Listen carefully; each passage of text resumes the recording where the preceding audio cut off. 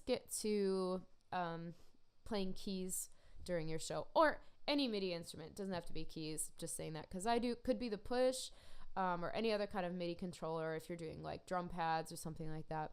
So I'm going to go ahead and make a new MIDI track, which is going to hold all of the sounds for my live show that I'm going to be playing, all my patches. So I'm going to make a new MIDI track, which is Command-Shift-T. My new MIDI track. I'm going to keep it before the other tracks. All right. Now, instead of having like 15 separate MIDI tracks for all your different sounds and then arming each different track when you need it, we're going to load everything into an instrument rack. So I'm going to go here to my browser, going to highlight instruments, instrument rack, and I'm just going to load it up. There we go. So here it's an empty instrument rack. There's nothing in there. I have saved a bunch of my sounds from various songs that I've written. So that's another important thing to do while you're still working in the live set of the song that you're going to perform. So when you're bouncing your stems, also make sure that you save whatever MIDI sounds you might be using. How do you save a MIDI sound? I'll just show you real quick here. So let's just pick any sound. Okay. Let's turn it down a little.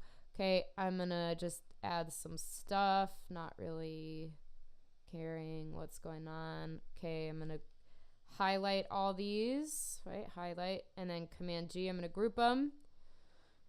And then down here in the left lower corner is this little floppy disk icon, right? That's how you save. And then you see it came up. It's just calling it instrument rack. I'm gonna call it crazy saw wave thing. Okay, and then I can hit enter and then it's saved in here. Okay, so now I have that sound whenever I want. All right. Just gonna delete that because I don't actually want it. Okay, so that's how you save your sounds, right? You would just hit that button in the lower left corner. Okay, so I've got my empty instrument rack. I'm gonna open up, right, if you see this little icon here, which will open up the little list. Let's see, what does Ableton call that? The chain list, the chain list. So that's all the instruments you can put in here. So I'm gonna drop, see, I have all my saved sounds here. Gonna put in this warm pad, which is what I play at the beginning of Crazy, then this marimba sound, which I play later, and then let's see what we have for waiting. Okay, there. So now I've got my three sounds that I had for just these two tracks, right? Crazy, there's 2 sounds, and then waiting, there's 1. So now I'm gonna arm this MIDI track, and you can see if I play something, it's launching all 3 sounds all at once, right? It's playing all 3 sounds. Okay, so obviously that's not really what I want. Each sound is for a different song or for a different part of the song. So how do we separate those out? All right, so we're gonna look down here in this corner, and we're gonna hit this button that says chain, right? When it's hidden, all these 3 options are hidden or hide. And then when I hit chain, it's gonna open up the chain selector. So let me get this out of the way.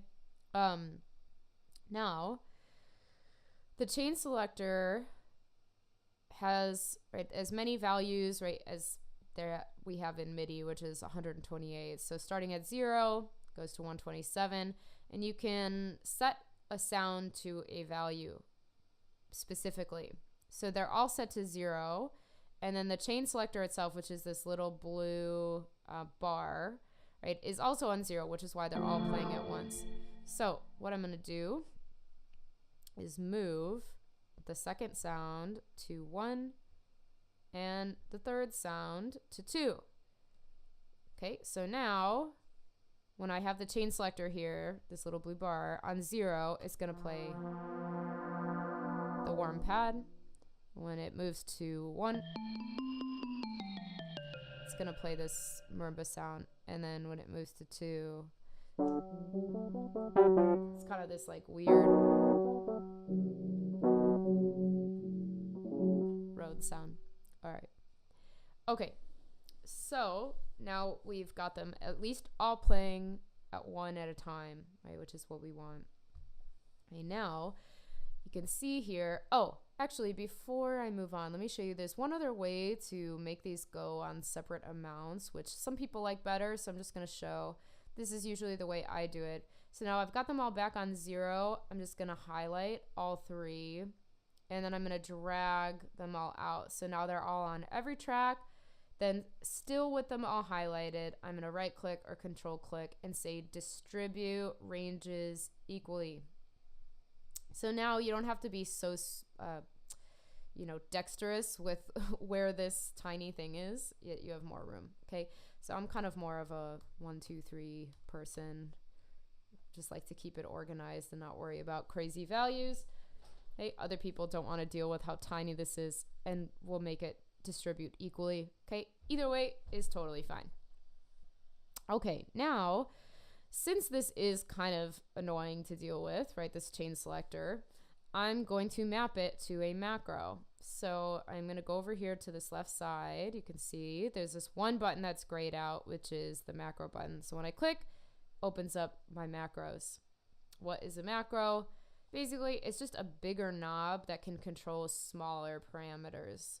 So you can control the chain selector with this larger knob, which will make it easier in a couple ways. So I'm going to hit this map button because these are all do nothing until you map them to something else. They're literally just empty controls. So I'm going to hit this map button here, which just applies to the macros. I'm going to click on the element that I want to map, which is the chain selector. So I've clicked on this little blue bar right here. Then I'm going to use macro 1, and I'm just going to hit map. Now up here you can see I have some other parameters. So the minimum value is 0, which I want because I have my first pad is value 0. But the max is 127, which is just crazy because I only have 3 sounds and I certainly don't need 127. So I'm going to go up here and I'm going to change this to 2, which is what the weighting Rhodes sound is. So now I just have 0, 1, and 2. Okay, then I'm going to close the mapping, and now you can see down here, right, I only have 2 values. If it was at 127, it would be so hard to get the right number. One option is to just map this macro or the chain selector to something on a MIDI controller that you can easily move around during your live show. So let's say I'm going to do that. So we're going to go into MIDI mapping mode, which either you can do by clicking this MIDI button here in the upper right corner. See, everything became highlighted in purple or blue. Or you can hit Command M, or Control M. Okay, then if you're on a PC, that is. Then you're going to click whatever parameter you want to MIDI map. So in this case, I'm going to go down and click the chain selector macro, and you can see it put little brackets around there. Then I'm just going to move whatever thing I want it mapped to on my MIDI controller. So let's just try one of these faders. Okay, and you can see this little number popped up. And it already has those parameters because it's just matching whatever the macro has. Okay, so now it's mapped. I'm going to exit MIDI mapping mode, and now you can watch right down here in the corner as I move this, right, it is changing, right, so that's cool. So now, right, all right, so now that's, pretty quick and easy if you want to be responsible for changing the sounds yourself during your live set. All right, now let's say you would rather have the sounds automatically change for each song. So for crazy, I want that warm pad sound. For waiting, I want that weird like detuned Rhodes Okay, so, and I don't want to have to push anything. I don't want to have to use that fader. I just want it to happen automatically. So that is something that we can do. So I'm going to go to this MIDI clip that I created with all of our instruments. I'm going to rename it Dummy. So that is the real term for it. Because we're not going to actually have any music or audio here. It's basically just going to be blank clips used to automate our sound. So I'm going to double click in the space here to make an empty clip. I'm going to do the same here. So now I have 2 empty clips. And just because this is going to drive me nuts, I'm going to change the colors so they match. Okay, now we are going to automate this clip so that when this scene is launched, I get that warm pad sound, and this clip will hold the sound for waiting. So I'm double clicking on this first clip here in the crazy scene. Then down here in the corner, I'm going to open up the clip envelope. So you can see there's these little buttons down here, and I'm going to open up the envelope.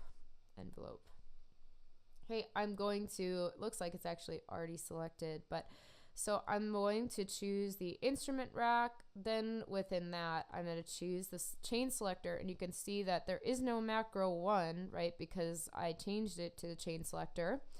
And if it's on the right one, we should also have that confirmed by the fact that there should just be values 0, 1, and 2 available. Yeah, so you can see I'm moving. This red bar represents the value that the chain selector is set at. And so when I move it up and down, you can see it's moving between 0, 1, and 2. So the pad sound that I want is already at 0. So I'm just going to leave this here right at 0. Okay, then for this clip, let's see, it's already also got the right parameters chosen. I want that Rhodes sound, which was valued at 2. So I'm just going to pull this up to 2. So now when I launch, I'm going to launch the clips over here. So when I'm launching Crazy, I get this pad sound. And now when I launch Waiting,